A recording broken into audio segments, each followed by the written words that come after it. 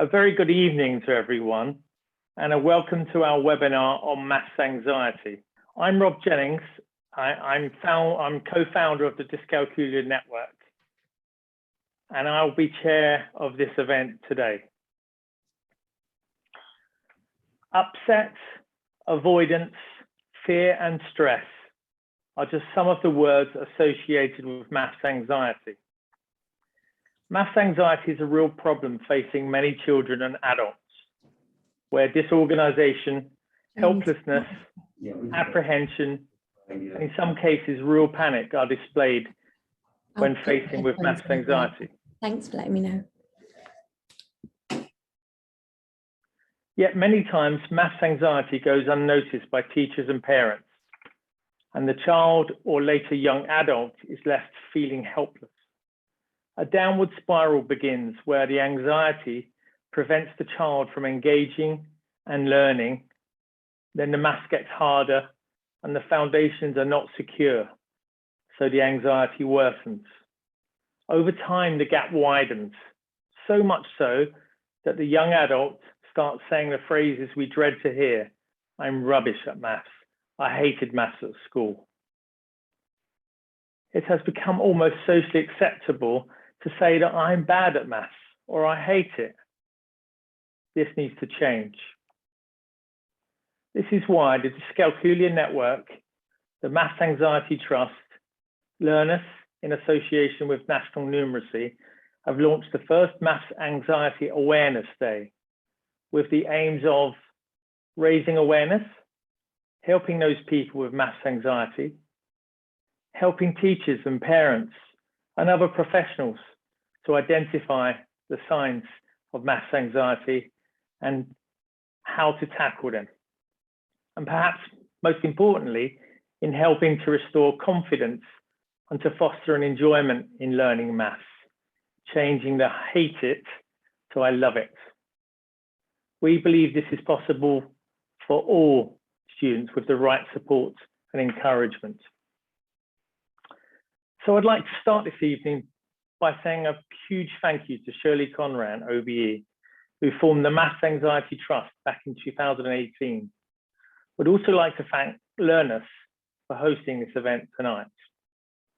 We've been truly overwhelmed by your support for this event, with a ceiling of 500 people reached more than a week ago.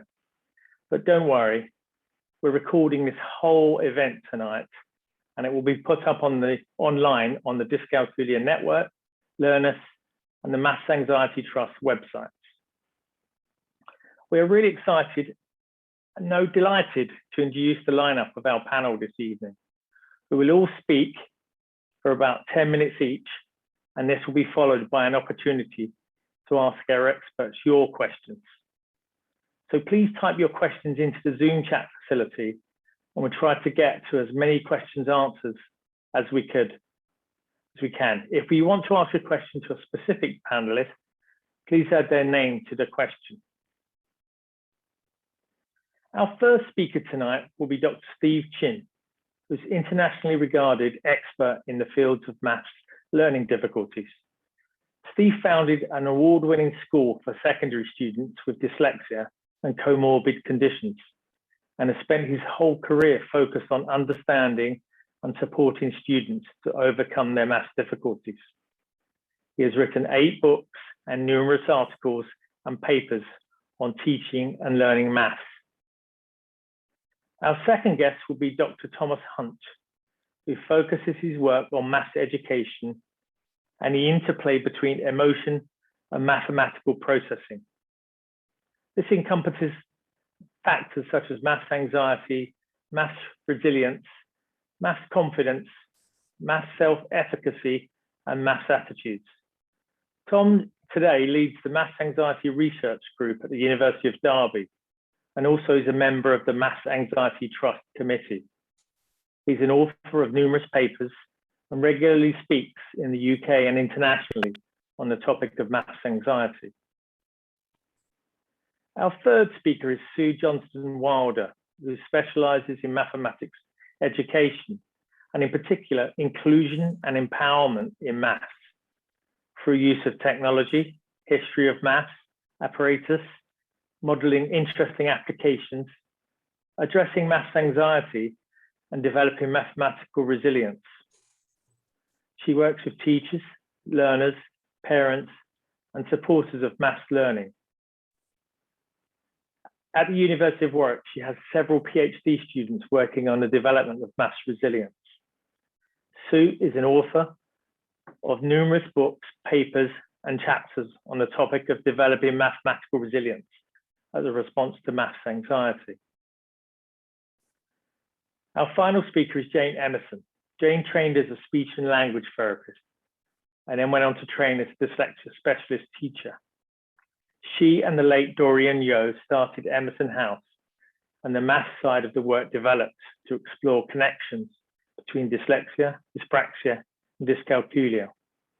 Jane continued Dorian's pioneering work and helped many primary pupils with marked maths anxiety and specific difficulties with numeracy. Following on from Dorian's book, Dyslexia, Dyspraxia, and Mathematics, Jane went on to write the Dyscalculia Assessment and the Dyscalculia Solution with Patricia Babty. Jane is very experienced in achieving success with pupils whose maths anxiety prevented them from reaching their potential in this crucial subject. Jane is also a member of the Learnus Council. So without further ado, it gives me great pleasure in welcoming Dr. Steve Chinn to begin our series of talks about maths anxiety. Steve?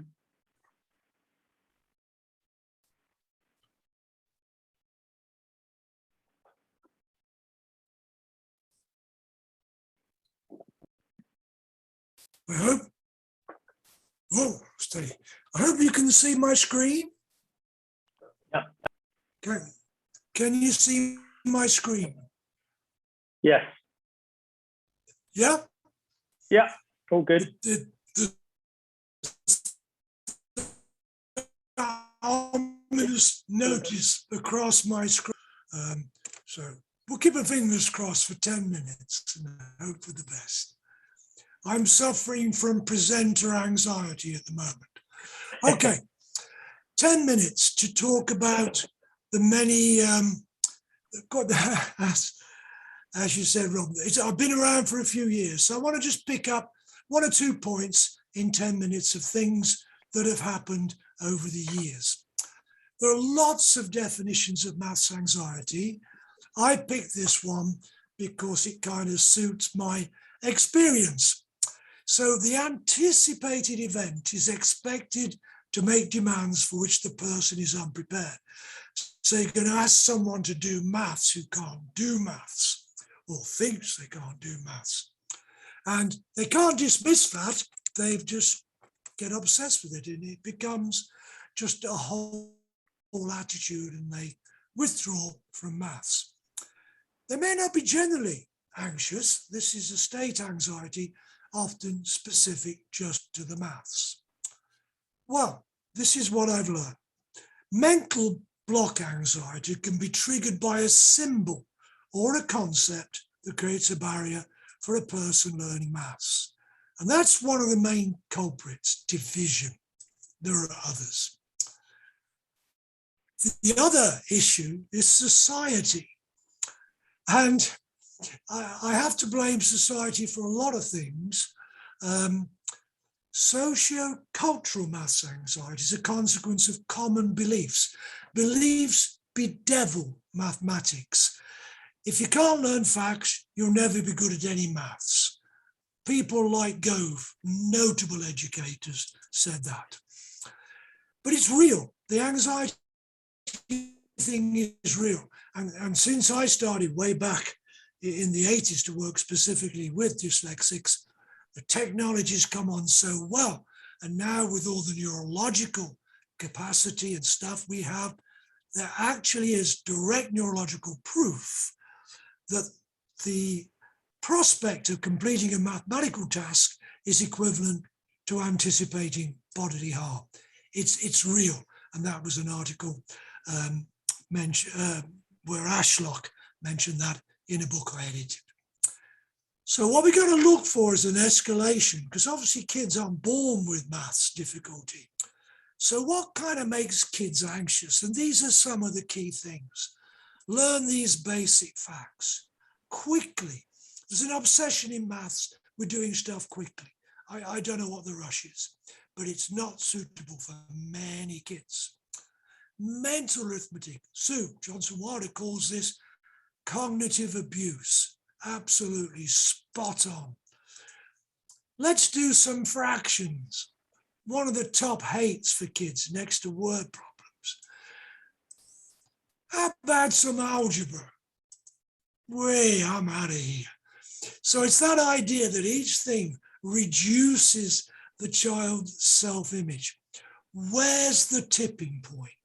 It's in different places for different people, but we need to watch for the tipping points.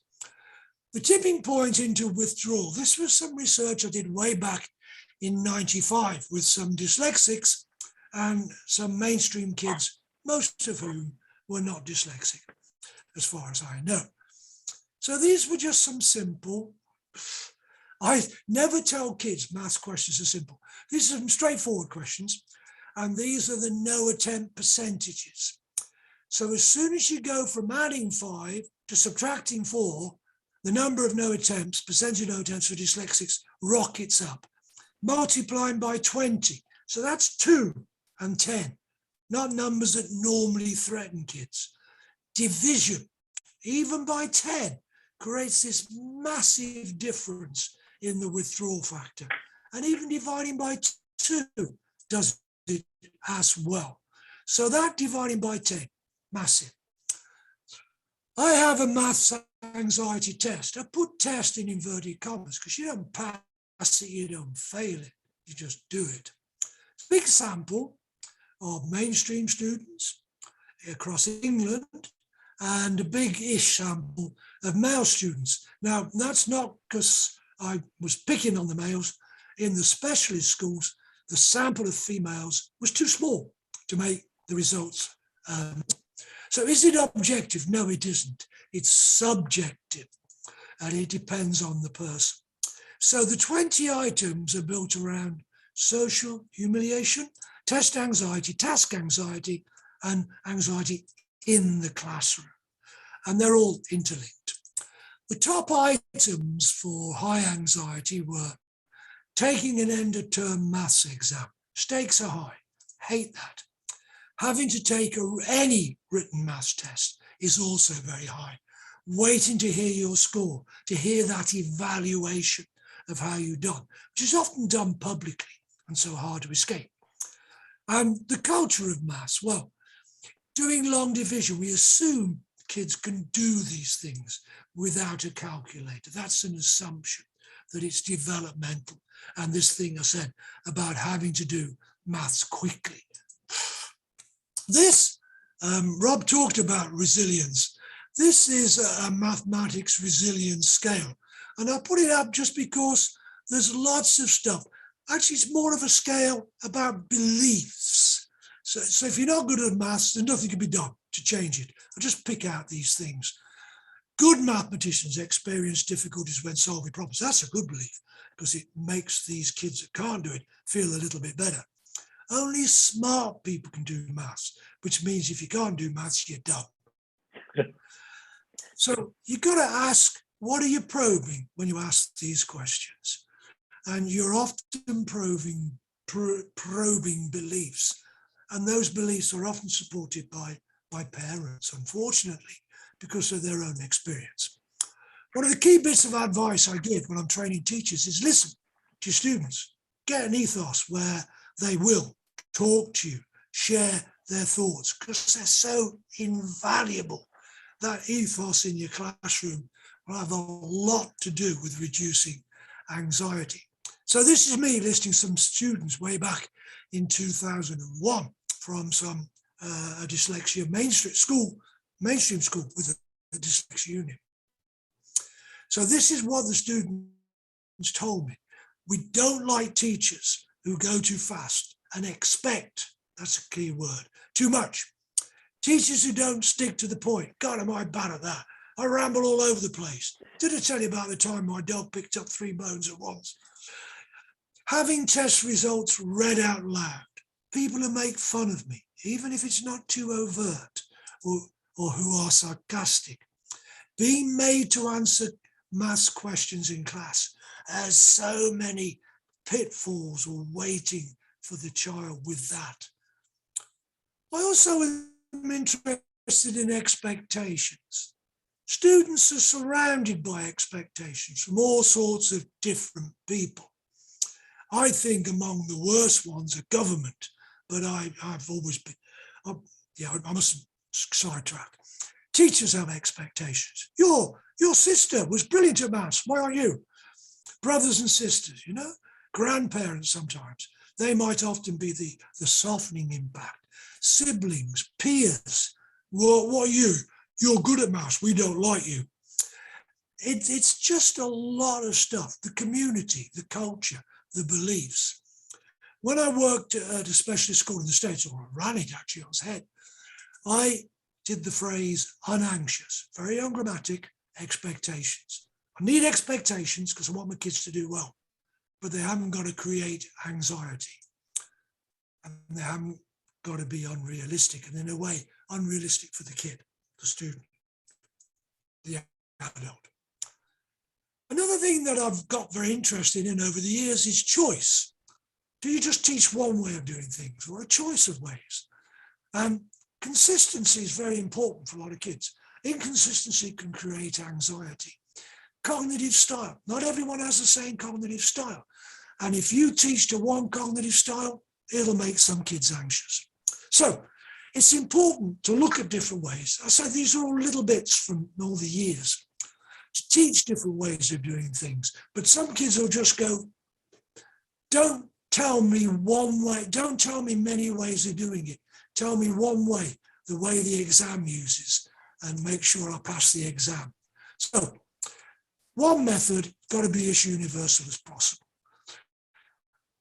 So again, I want to talk about metacognition and managing it. And we have to always remember that nothing works for everyone. There's no cure. There's no one method. And how do we sell that? And that's an important thing. Inhibition is another issue. And a lot of this stuff has been around for donkey's years. It disappears and then it reappears. I think inhibition's a big deal. It's getting a bit more attention these days. The first time we learn something new can be a dominant entry to the brain. It's very difficult to change that first entry. And trying to teach kids to change their way of thinking can create stress, but it's very hard to get it permanently changed. And often it only replaces temporarily. So next thing you know, it's wrong again.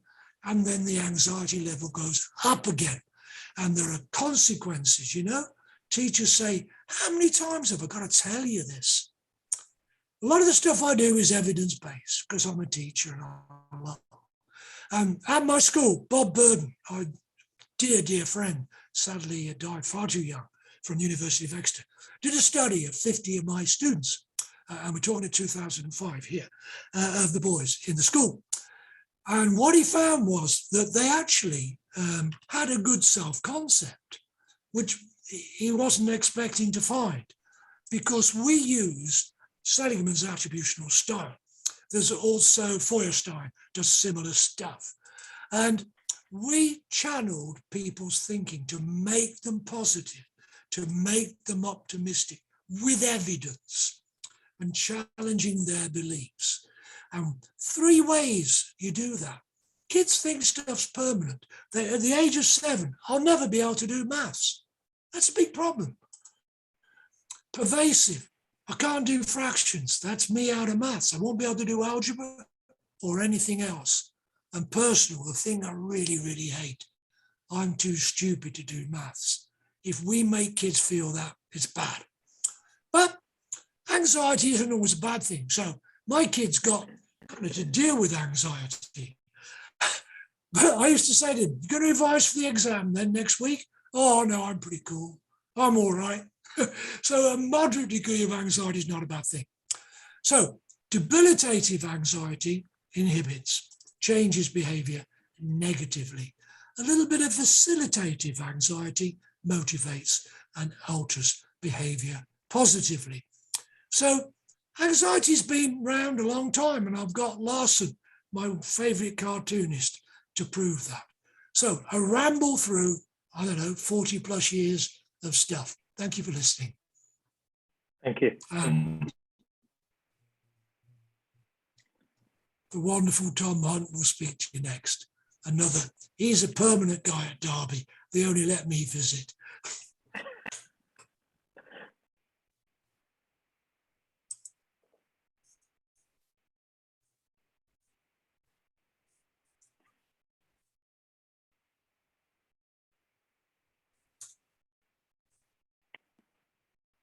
Hi, Tom.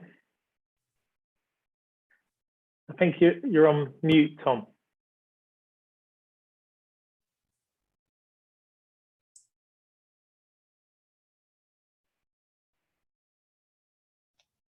Great, that's worked now. Brilliant. Perfect. Thanks for that, Steve. Interesting as ever. Nice to hear from you as well. I'm just going to pick up a little bit on some of the things that Steve has said there to talk about measurement, and I'll just share my screen. If you just bear with me a second.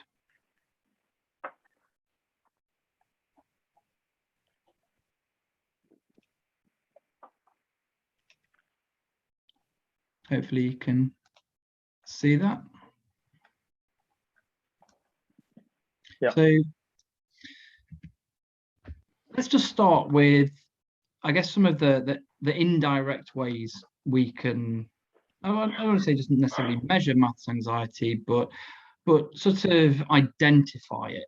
Okay, because measurement sort of implies something that's quite precise.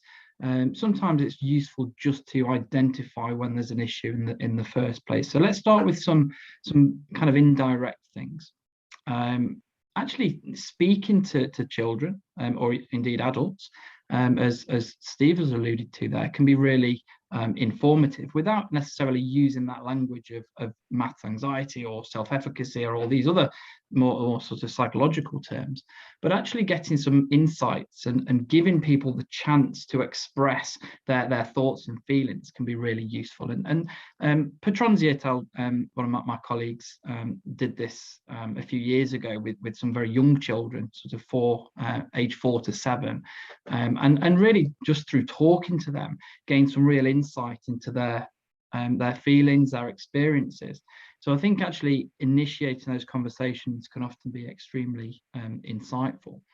But also if we retrospectively ask people to indicate their thoughts, and particularly during those maybe high stakes testing sessions, for example, or even a classroom experience, we can sometimes gain, again, insight in a more indirect way as to what links perhaps to maths anxiety. And we did this with adults a few years ago, again after a maths test, very straightforward maths test, and found that people have all sorts of thoughts and certain things that aren't particularly helpful to their mathematical problem solving. Thoughts like, I hope I'm not being too slow. I wonder how everybody else is performing. I hope I don't appear stupid. These kind of very negative, unhelpful thoughts. And as I say, this can be an indirect indication of whether that person is experiencing maths anxiety. And we actually measured maths anxiety using a self-report measure in that case, and found that there was a direct relationship there between the existence of those unhelpful thoughts and higher levels of maths anxiety. So we know those intrusive thoughts are certainly related to maths anxiety. We can look at various forms of behaviour as well. So the simple one being avoidance. So Steve mentioned what we might term kind of local avoidance, where we might find that children in particular just don't attempt a maths problem. It's some ways easier to avoid it. So they're not experience maybe that anxiety that they might otherwise have if they try to attempt the problem. But we also see more what we would term global avoidance, in terms of just simple avoidance of school, for example, altogether. And in extreme cases, we sometimes see that where a student might just simply avoid coming into school because they know they have a maths lesson or a maths exam, and that sort of bigger avoidance obviously has major implications. But in the classroom, what about things like inattention? So there's a lot of evidence now to suggest a relationship between attentional processes and maths anxiety. And that might be issues around distraction. It might be issues around an inability to inhibit irrelevant information, for example, or even a sort of unwanted attention towards what you're thinking internally. So if you're having those intrusive thoughts, do you sort of pay attention to those thoughts rather than being able to inhibit that attention and focus on what's going on in class, what's being said by the teacher, for example? So I just wanted to mention these more sort of indirect observations that might in some way be indicative of an underlying maths anxiety. There are lots of other things as well to be aware of in terms of physiological reactivity. We know anxiety is certainly associated with a range of physical symptoms, in terms of feeling hot, heart racing, those things that are associated with panic in particular. And we did a bit of work with primary school children again a few years ago, and found that not only did blood pressure increase as problem difficulty increased, but that change in blood pressure was directly related to self-reported maths anxiety. So it seems to be that, where you see that almost, a physical change in a child, you might see their face going red or that sort of almost physical panic, that again might be an indicator of maths anxiety.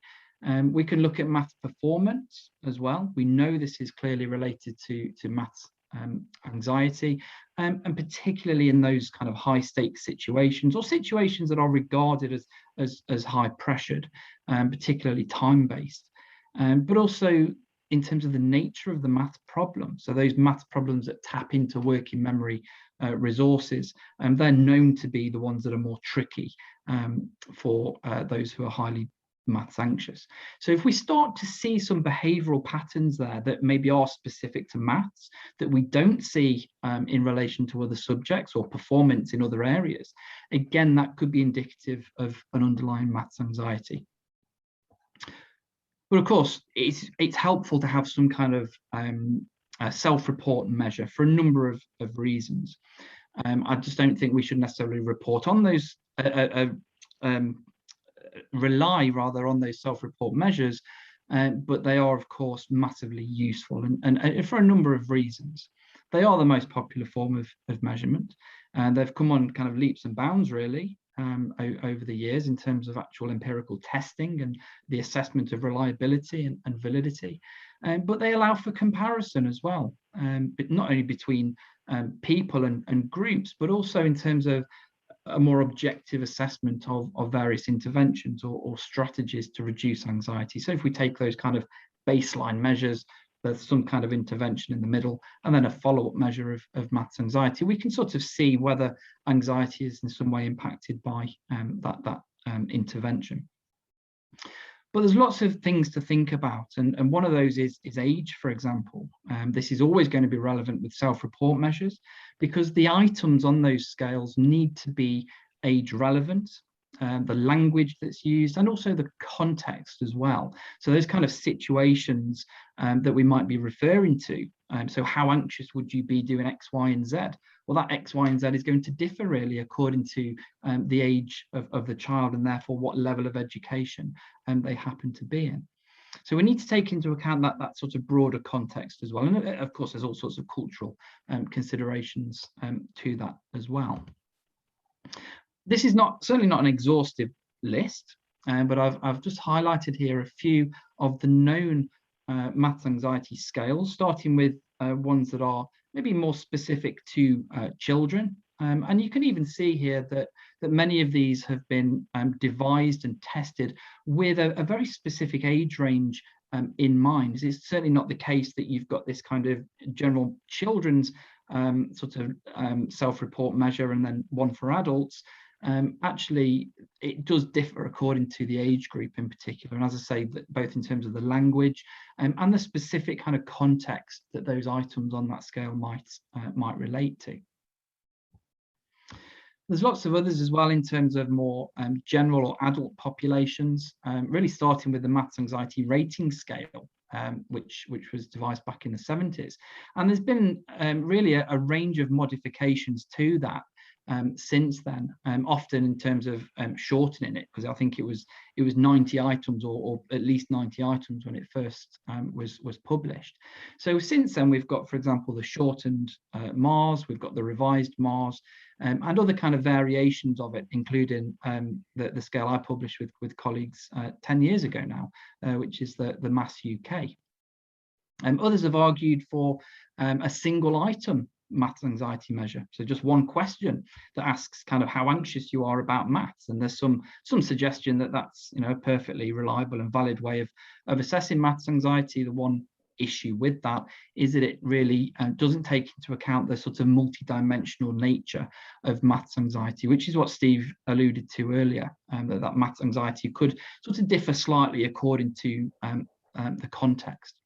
I'll just mention there Steve Chinn's maths anxiety questionnaires, because I know that they are highly regarded and widely used.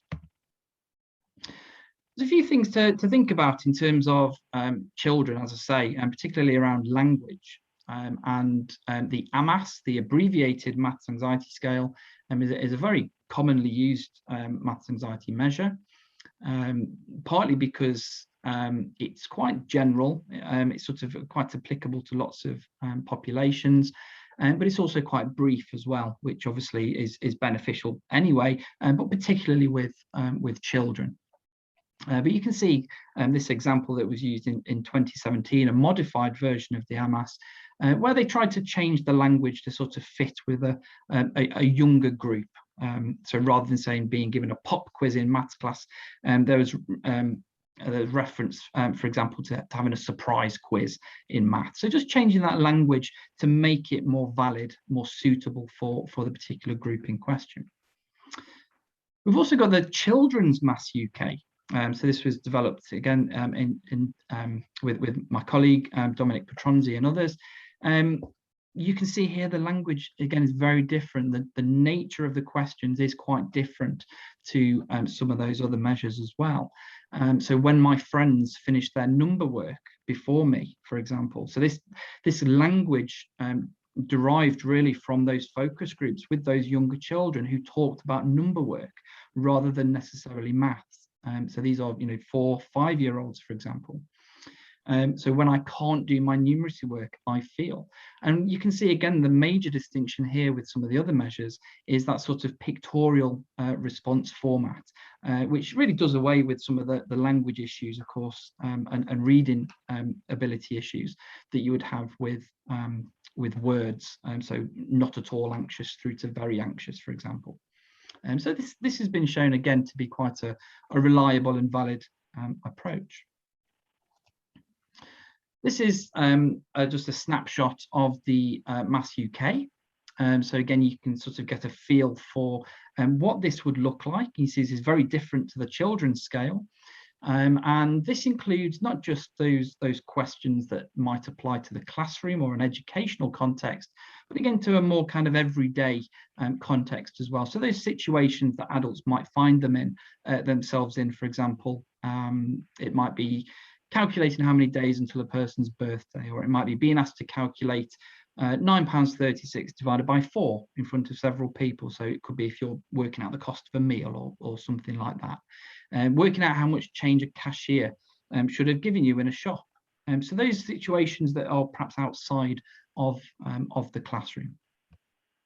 And this particular measure, it's been shown to have 3 factors or subscales, which are, as you can see there, maths evaluation anxiety, social or everyday maths anxiety, and also maths observation anxiety. So we've got that distinction between just being tested, which is often associated with that kind of classroom or education-based context, and social and everyday maths anxiety. So those kind of math scenarios that are related to everyday life. And then finally, this maths observation anxiety, which is seen as a more kind of passive anxiety, so you're not necessarily engaged in maths yourself, but it could be you're around it. You hear people talking about maths, you read something that's maths related, you see somebody doing something maths related, and that can still for some people be quite anxiety provoking. A couple of years ago, we published the maths calculation anxiety scale, and this was in response to this argument that actually the anxiety for some people really depends on the nature of the questions being asked, so the nature of the maths itself, rather than necessarily just the sort of broader context. So what we did is we took some kind of typical questions really from GCSE level maths textbooks and put them together in this way, and asked how anxious would you feel if you were to do these various kinds of problems. So this is again just another way of assessing maths anxiety, to try and really get at, okay, where is this anxiety stemming from? Is it necessarily a kind of broader context around the place, the situation, or is it maybe certain elements of maths in particular that create that anxiety? And scales are very useful, particularly when you've got large data sets, you've got many participants, as is the case here with some of Carey's work. And you can see at the top of that chart, that's the overall distribution of their scores for that particular study that they conducted. And you see there's a very slight skew in scores there, of maths anxiety scores. But you can see that distribution is also notably different for their evaluation subscale compared to their learning subscale. So this indicates that again, maths evaluation anxiety is a really kind of key driver of that anxiety. It's the evaluation itself, rather than simply the learning of maths, that creates the problem. And as I say, often those situations where people are in the classroom, they're just around maths, in extreme cases, that can be sufficient to generate feelings of anxiety. But by far the most kind of key element here is that evaluation, and that evaluative context, that sense of being judged, and particularly in a kind of social situation. Self-report measures also have the benefit of you being able to create a mean score. So, for a given scale, you can often tot up the total, you can divide by the number of items, and then you can sort of map on that mean score to the original response format. So if we have a simple scale of, say, not at all through to very much, 1 to 5, we can see, does that person with a mean of 1.2, do they fall sort of towards the bottom end? Yes, that means they're not really anxious. Somebody who has a much higher mean of, say, 4.5, that would indicate they have much to very much anxiety. So for that individual, without any comparisons, we can start to put that score into context and start to maybe put a label in some respects onto just kind of how anxious they are about maths. So just a few sort of final points. I would say the measurement of maths anxiety is certainly not straightforward. There are lots of scales available now, but we also need to take into account issues around I would say the direct versus indirect nature of the assessment. Are we using an actual self-report measure of maths anxiety very explicitly, or are we looking at maybe other observations, certain behaviours that might be indicative of maths anxiety? I think context is very important. So are we talking about the situation, or are we talking about the nature of the maths itself and the actual task?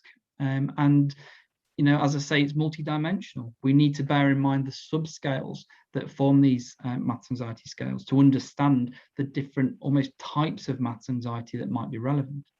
And I would say the measurement of maths anxiety is improving all the time. And just over the last decade or two, there's been lots of work in this area, and we've got lots of work planned as well. So I'm going to stop sharing my screen there and hand you over to Sue Johnston-Wilder. Thank you, Tom.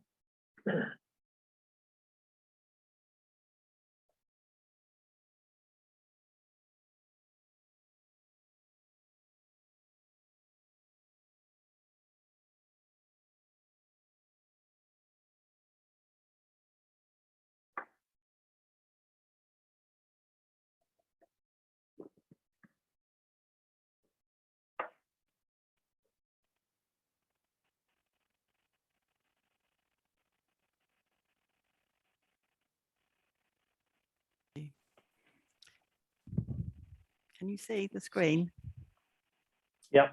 Great, thanks. Good evening. I'm going to introduce the term maths monster, and everything I say will be consistent and building up on top of what Steve and Tom have said. But my focus is on addressing the problem in the classroom, because I think it's time to start focusing on that now.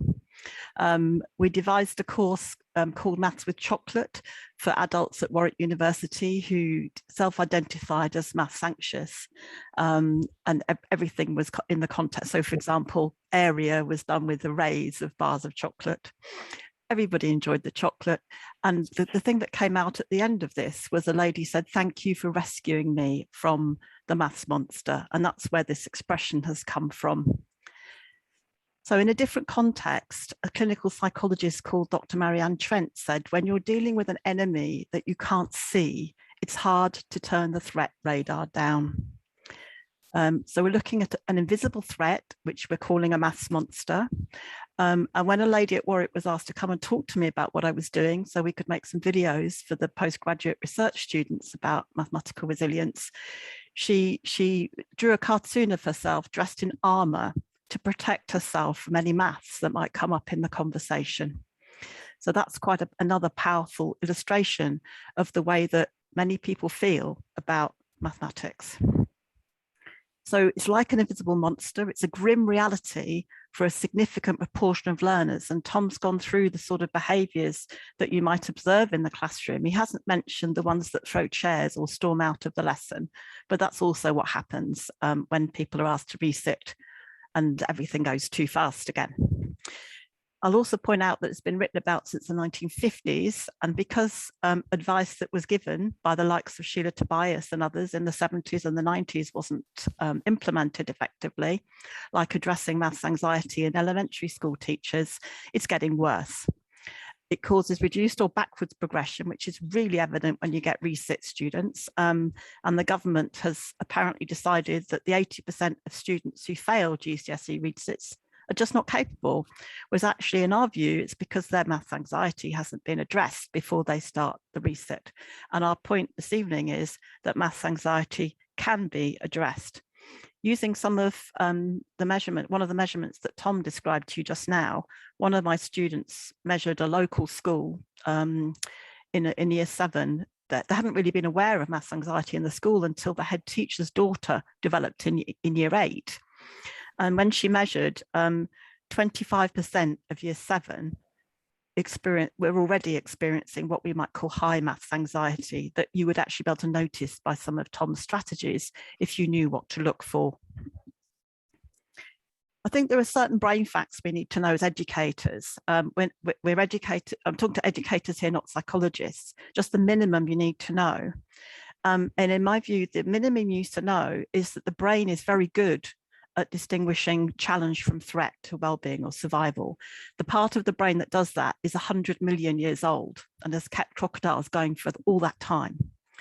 The thing is that primitive part of the brain, and this was the bit that shocked me when I found out, doesn't distinguish between a physical threat like being hit or a social threat like being left behind or humiliated or shouted at. Steve alluded to that in his talk.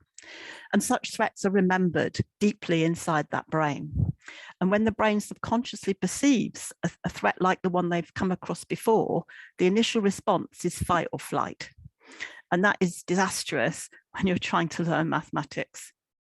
So just to remind ourselves of the kind of experiences that some of the, certainly adults coming back to learn maths again might have experienced. And these are people who might be parents of our children. They might be support workers in class. They might be some of the teachers in schools. They've had experiences like being told in front of everybody, you're stupid. Still getting chills about saying, I don't get it. And then one person that I worked with, her father used to grab her around the neck when she didn't get the maths. So this is a mixture of school and home experiences which contribute to creating this invisible maths monster. And Steve and Tom have talked a bit about some of the other experiences that also contribute. So if we've got a monster that's around out there in the community, what we need to learn effectively is safety. We need to feel safe from that monster. And according to Ryan and Decky, who've been writing about this for a long time, there are 3 things that the learners need to experience if we're asking them to learn mathematics in the classroom or in the home environment. One of them is relatedness to the teacher and to each other. Another one is autonomy, which includes the choice that Steve alluded to. And the third one is competence, which includes mastery, which we're talking about a lot in secondary maths and the primary maths communities in this country at the moment, but also competence to protect yourself, hopefully with not literal armor, but certainly running away. And I've had children aged as young as 10 running out of a maths lesson because of the practice not leaving them feeling safe. There are other things that learners can learn to do, and I'm hoping that we will get a clearer idea about that from the talk tonight. So I'm going to suggest that our competence to self-safeguard as learners of mathematics can be achieved by using 3 tools. I'm going to talk about the growth zone model, the hand model of the brain, and how to trigger the relaxation response. And I'm going to suggest that when you share these tools between teachers and students, or between parents and children, or support workers and learners, the tools can help improve dialogue, awareness of the anxiety, and appropriate responses to reduce or remove that anxiety, which the child knows very well they're experiencing. It's just the measurers, us as adults outside, that don't know how much anxiety they're experiencing. The child can learn to say, I'm actually pretty anxious at the moment, which is indicated by that single point scale that Tom mentioned. So I'm going to offer you first the growth zone model. Some of you might be familiar with this. We often speak about getting outside our comfort zone. So I think the comfort zone is in everyday parlance. What we don't often say is that there are 2 spaces outside the comfort zone. There's the one that makes you feel uncomfortable. And sometimes, for example, when we're discussing racism or other kinds of difficult subjects, we can talk about being in the brave zone.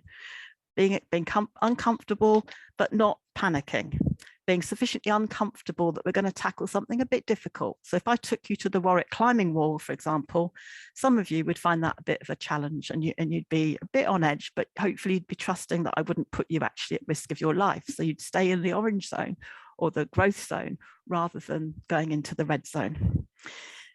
The red zone is where Steve and Tom have talked about heart rate going up. Basically, you're going into fight and flight mode because that primitive part of your brain is going to try saving your life. And we'll come back to that in a minute. It turns out that this way of thinking isn't new. Mary Lugalia and I thought we'd invented it in a supervision in about the early 2010s. And we called it the growth zone model. But it's out there as comfort, stretch, panic with coaches, or the learning zone model, or the emotional regulation work that's going on at the moment in primary schools in Britain and Canada. But here what we're talking about is 2 types of anxiety provoking situation outside the comfort zone. One that learners can solve on their own, but they might need assistance, and one where we have to intervene because they're actually out of their depth, as it were. The monster's in the classroom, or that they're out of depth in the water and they need us to get them out of there and back to a place where they can manage on their own and with recruiting help. So I hope that makes sense. Let's talk a little bit more about those 3 zones in case this is new to you. So in the green zone, where experienced teachers take the anxious learners back to the comfort zone, the green zone, is where the learners are feeling self-confident. They can build confidence in the teacher. You can practice, you can set homework in the green zone that the learners can do without support, and they can become it can develop automaticity so that they're very good at these particular things in tests. But it's not good to do tests in your orange zone subjects or areas. So new learning is when you're in the orange zone. You experience challenge if you have sufficient safeguarding. You should be able to make mistakes, get stuck, require support, find activities tiring. And one of my students who's now completed has studied a lot more about this getting stuck issue in secondary maths classrooms, talking about it, building that understanding of how it feels. And that builds on the work of people like John Mason. So if you're stuck, what do you do? That's a good question and one we'll come back to, but it needs to feel okay to be stuck. However, the red zone, where the learner, what the learner's being asked to do is outside their perceived reach. Even with support, their mathematical well-being and perceived life is under threat, and little or no learning can happen in that red space where the student is stressing, panicking. This is very related to the productivity curve of Yerkes-Dodson. I don't know if any of you know that, but that's been around since 1910. There's a kind of low stress environment with not much productivity. There's a slightly stressful area, if you like, pressure, where productivity goes up because you're really feeling like you're achieving and you're getting somewhere. And then there's too much pressure, which is stress or anxiety, where productivity drops off. And a lot of our learners are in that unproductive space, which is completely wasting their potential to grow, our resources as teachers, and time and money. So for all sorts of reasons, we have to address this. So Steve mentioned Seligman's attribution theory. What we're trying to do is switch learners from believing not that they're stupid at maths, but that they're panicking. And if they can get out of that red zone and back into the green and orange zones, they will be able to do their maths. But in order to do that, they need to understand that that panic state is temporary. And even at some prestigious university like Warwick, where the learners arrive with 4 A's and A-level, they can get to the point where they think they've hit a ceiling because their mind goes blank in the maths lectures. They don't know how to tackle the problem, and they think, oh, I've run out of ability. That's this fixed mindset. So we have to have the notion of growth mindset, and we have to understand that that blank mind or that sense of panic is temporary, and then all of us can progress from there, whether they're at low or high attainers at the moment. The point is progression is what we're after here. So I'm going to introduce you to the second tool, which is Dan Siegel. He's a neuroscientist who's written a lovely book called Mindsight. And he has this model that we can share with learners, parents, and support workers. And the model is of the inside of your head, your brain. You have two sides of this, left and right. So again, it's a little bit of psychology for teachers. Not that we're going to be experts on the brain, but we just need to know enough. So if you open up your hand, you can see the inner part, which is the alarm system. And the amygdala is in there, which is the bit that's very ancient and very capable of alarming you and saying, do something quick. And Dan Siegel describes going on a country walk with his son, suddenly pushing his son out of the way, and afterwards realizing that there's a snake. And so this conscious part of the brain has gone offline to enable this very reactive, urgent part of the brain to respond very quickly. So this is the part that triggers fight or flight. And the bit that does the maths, if you like, is in the fingernails, the prefrontal cortex. And so if you imagine the brain's gone offline, and until you can help the brain reconnect to each other, the different parts, because here when the brain is together, the different parts of the brain are all communicating with each other. So a little noise happens or a bang and the brain stays connected and you go, don't worry, that's just a bang. Don't worry, that's just a firework. But if something goes off that's much more threatening, then your maths thinking goes offline. So Dan has created a video which we can all access. You'll get I hope you'll get the link to this when you get the video recording of this session. And I've made a rough maths resilience version where the context is maths rather than parenting. And I do hope that you'll consider getting your own learners and your families to make their own. The key message that we're trying to get over here is that the brain cannot panic and think effectively at the same time. So how do we use the growth zone model? Well, the growth zone model in the classroom, which is what my students and teachers are all working to do. We need to accept this stupidity feeling as temporary. We need to learn to get out of the red zone when it's triggered. And we need to build experience of being in the growth zone. And a lot of the learners who we work with say, I don't have a growth zone in maths. I go straight from green to panic. As soon as I go outside my comfort zone, I'm panicking. So just briefly, getting out of the red zone, this is where we might want to read Herbert Benson's lovely book about the relaxation response. But basically, in parallel with the fight-flight response, there is a rest and digest response. I think it's called the parasympathetic nervous system. And you can trigger that even in the classroom, even in an exam. So I've got an example from one of my students, one of the children she was working with. He went into a maths test. He used some of these strategies and he doubled his score. And he came out and said to the teacher, "So I've got maths anxiety, but I know what to do about it." And he was able to calm himself down in the middle of the test and then do the questions he would have previously left. So these micro-mindfulness strategies might include just asking the children to think about 5 things you can hear, or do some 5-7 breathing. Some learners don't like the breathing, but if you just practice now, if you breathe in for 5 and out for 7, you're basically telling your inner alarm system it's okay, the threat is dealt with.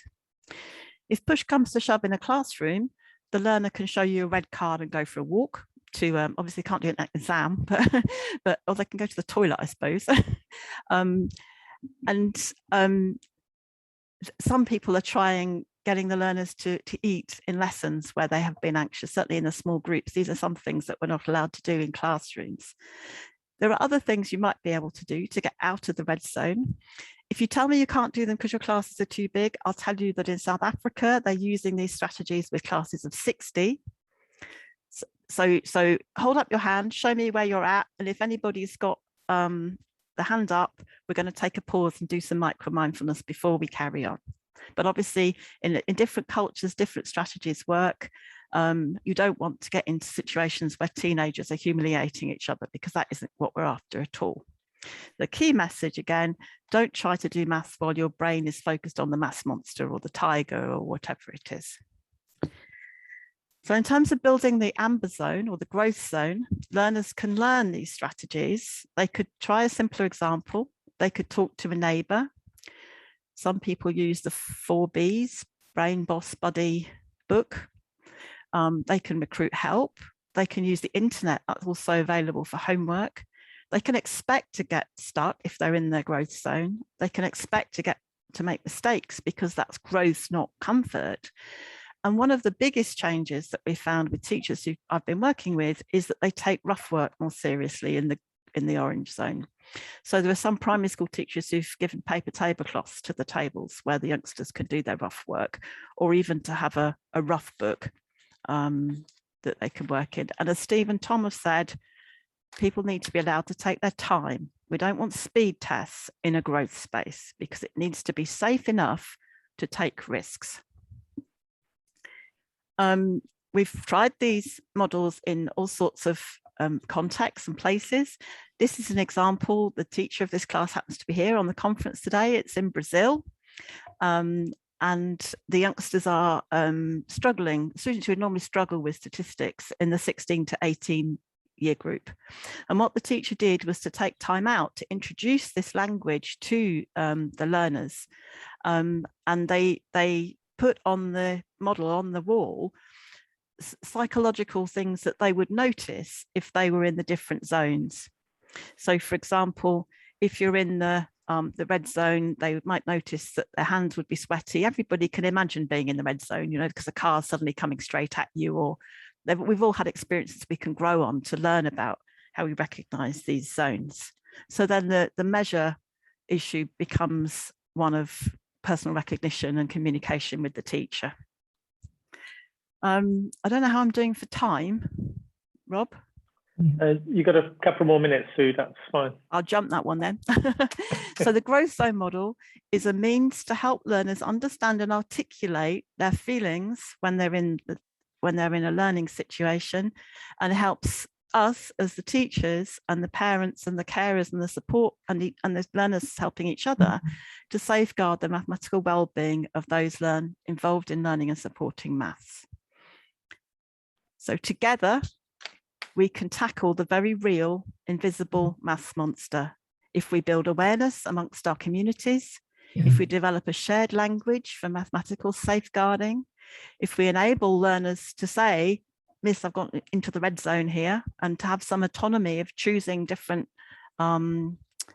tasks rather than being given one that's too hard for them. And there's a lovely example of that in one of the references I'm going to share with you.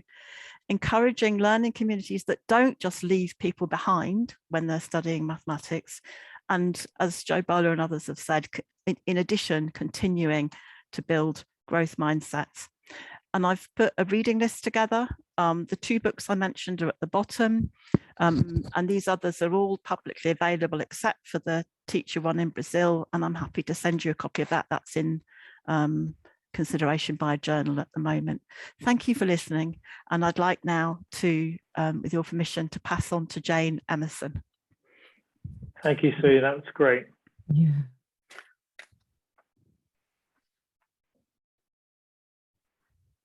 Hello.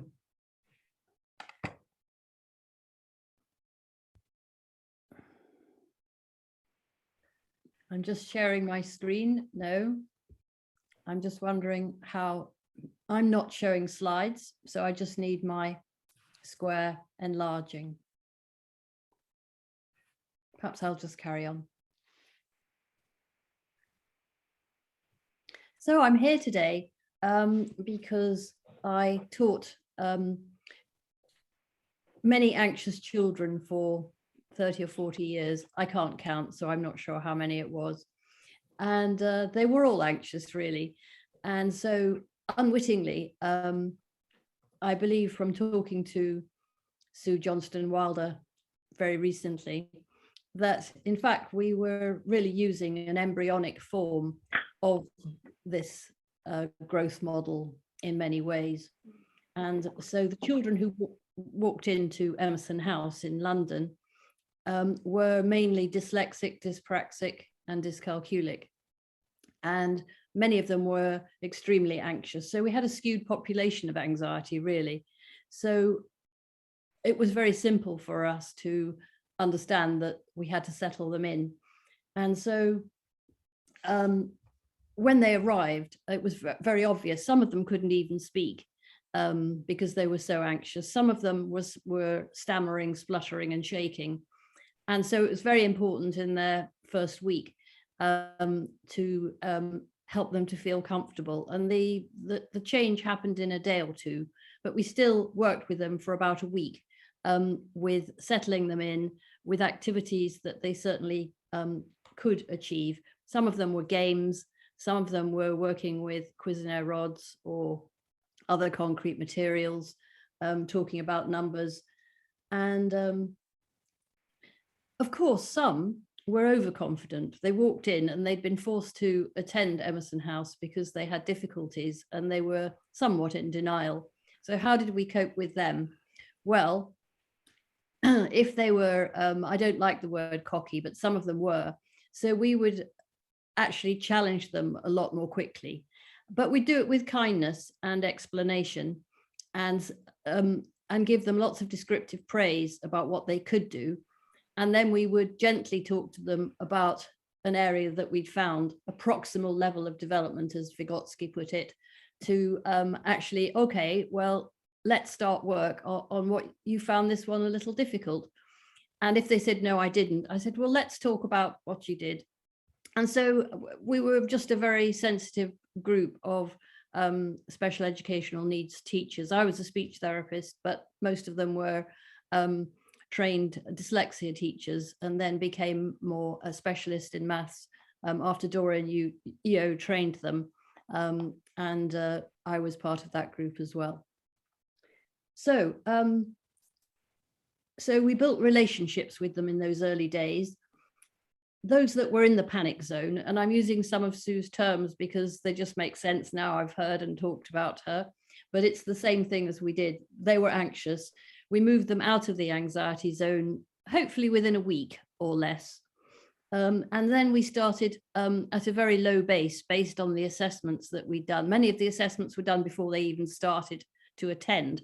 So we had a good idea before they even arrived, and they also had educational psychologist reports. So we had a good idea, and we'd met all of the children before they actually started. So we had huge background knowledge. And so we moved them into what we can now call the comfort zone, where they were working on things they could actually do.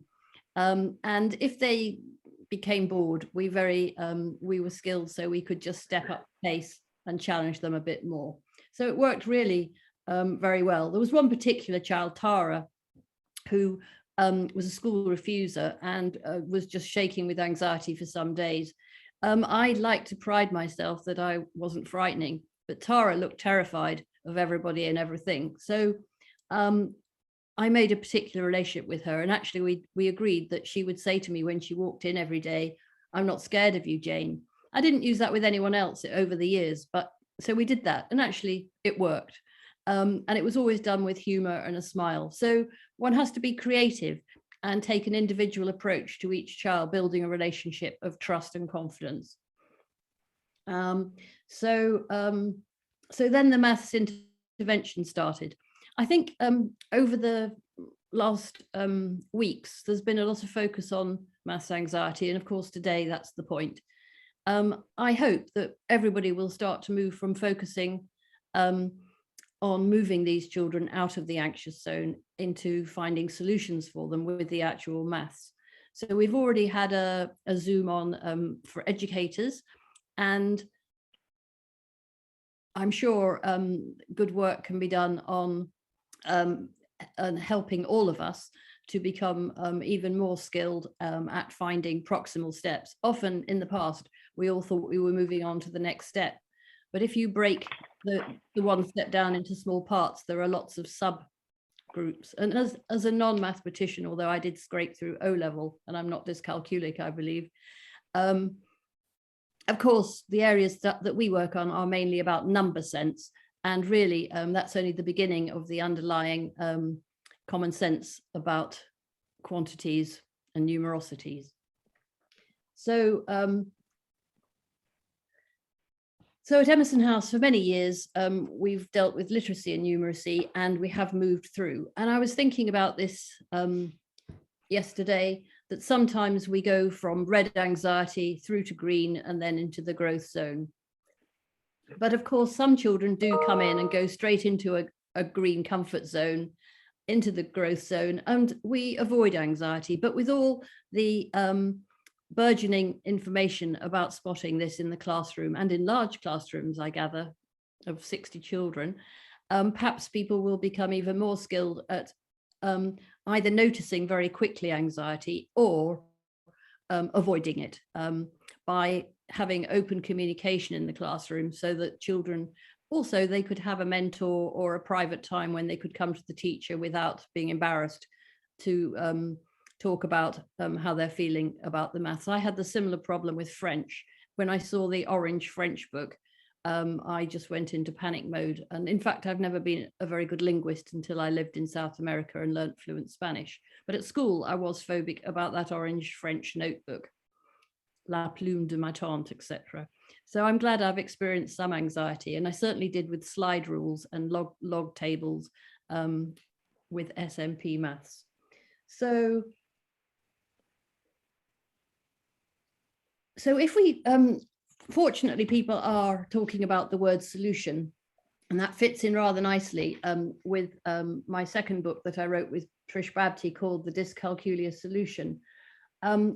I didn't choose that title because it sounds rather grandiose that there is a solution, but I think I would like to make the point that just because dyscalculia has become almost as well known as dyslexia, unlike in the past, as Steve and I would know, that the techniques that we're using with dyscalculics can just as well be used with those suffering from maths anxiety. The speed of moving through the maths might be faster, and we always try not to just gap fill, because you end up having missed something underlying that hasn't been addressed.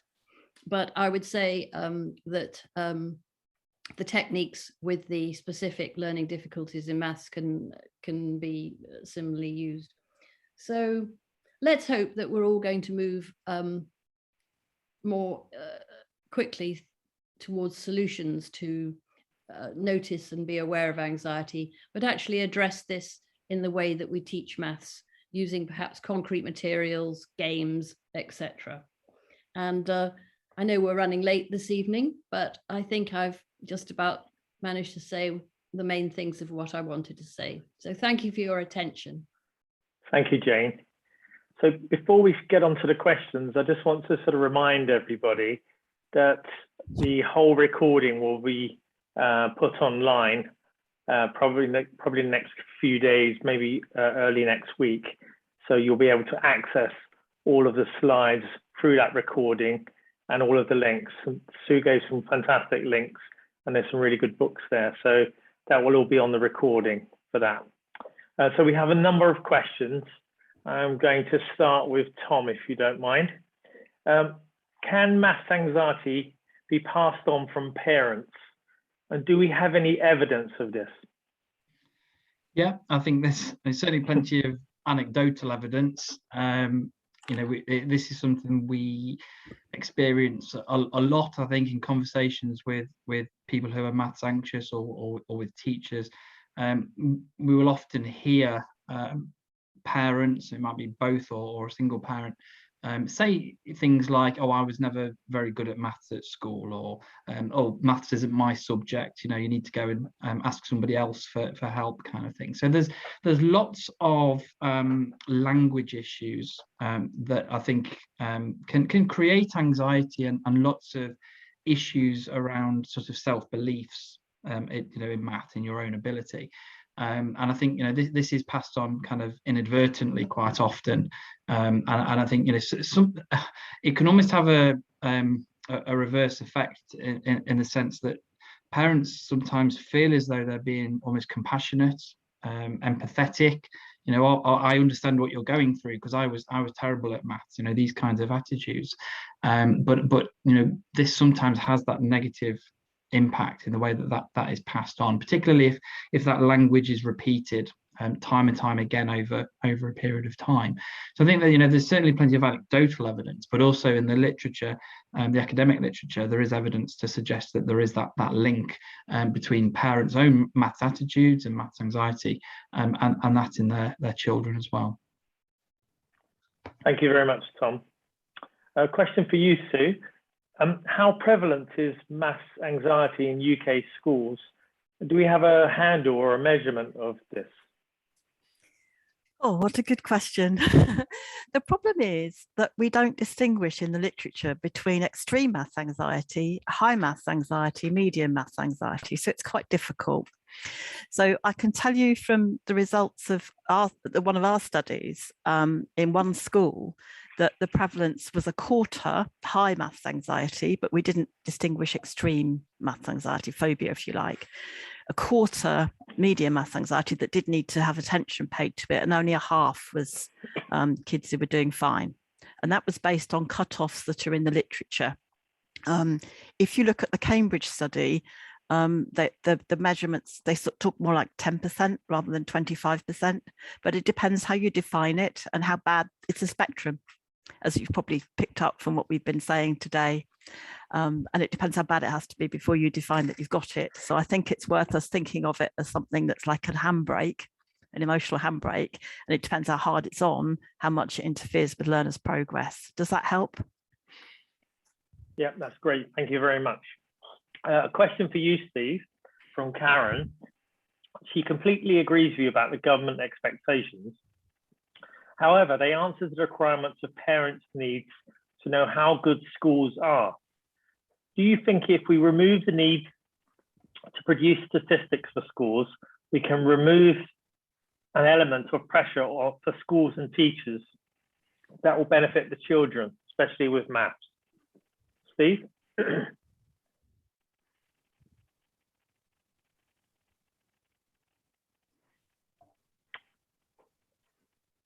Okay. Sorry, Jane, I was muted by popular request. I think it's very important for parents to have a degree of confidence in the school. And as I mentioned, I ran a school for dyslexic and other SPLD children. And during my time doing that, I founded an organization called Crested, which validated, well, validated is too strong a word, which appraised schools that were offering help to these children. And I think you have to appraise, because kids need that, they deserve that. So my feeling is quite strong. The appraisal has to be good, obviously, and you have to have a good format for it.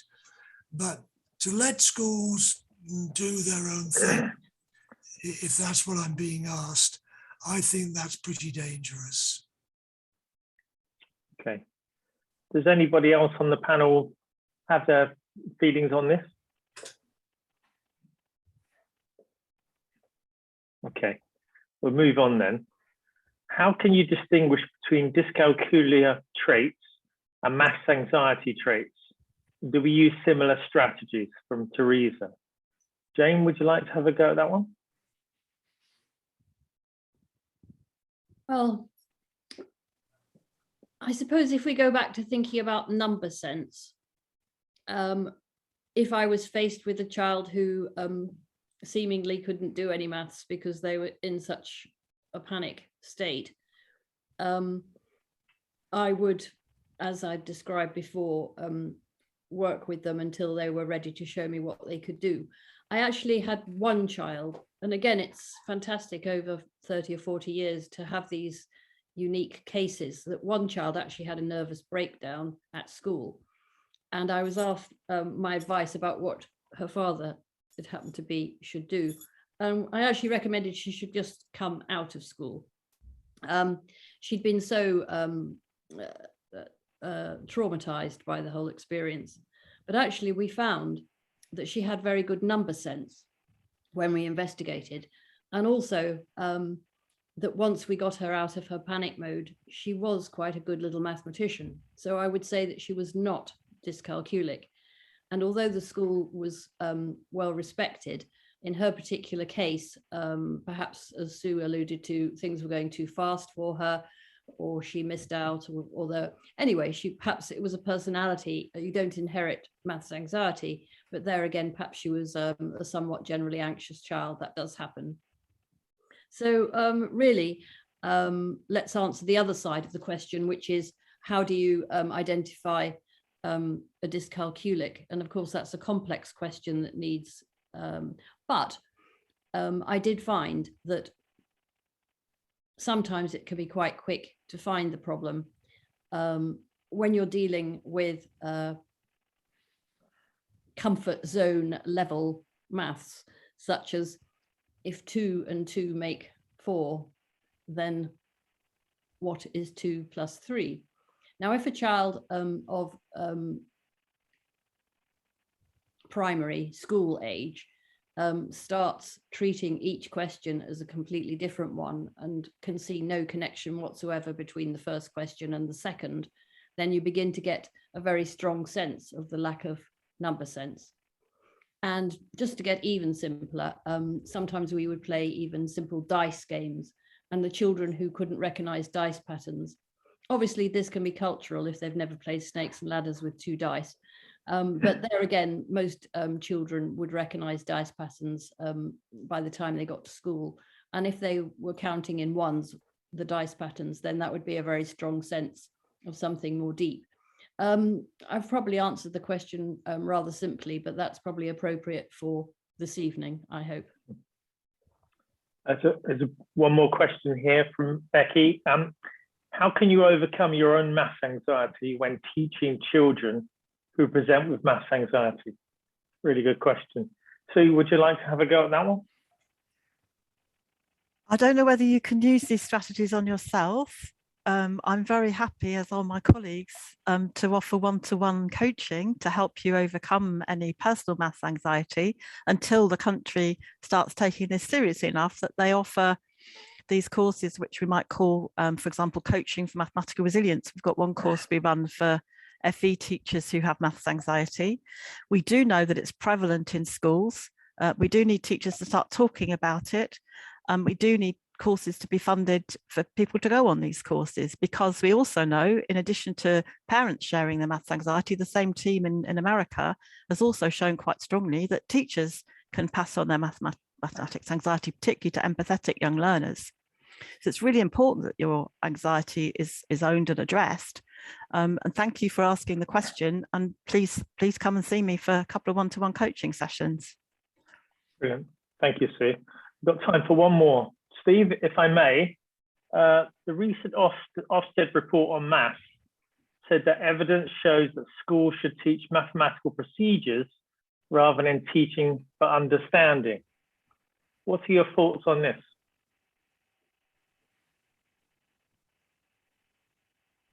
I think you're on mute. I think it's very good I was on mute because my first thought didn't deserve to be actually heard. So that was fortuitous. It's such a... Actually, I read the book. I can't remember them saying that. I know I read the report and they talked about kids have got to know how and when, but they didn't mention why. You know, the maths is a great subject for knowing why you do things. You've got a subject where you can work stuff out, you can use stuff to understand other stuff. It's almost the only subject where you can do that. You know, I used to say in my lectures, you know, if I tell you the capital of France is Paris, tell me the capital of Italy from that information. You get a, you know, like Jane and 2 + 2 to 2 + 3. There's so much involved. There are multiple intelligences. We know that. There are also, in my experience, multiple memories. You may not have, or you may not think you have a good maths memory.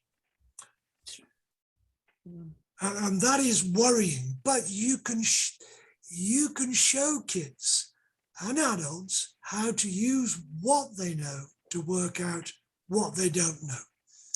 And, you know, I'm old, you may have noticed that. And I used to joke and say, why do kids need to know what 12 times 12 is? That's gross. But you've got to be my age to understand that, because young kids look at you like, yeah, he's cool, he uses gross. So I'm rambling. No, there's too much emphasis on rote learning in a subject where you don't need that emphasis. Yeah. My experience over many, many years is the number facts that kids know are 1, 2, 5, 10.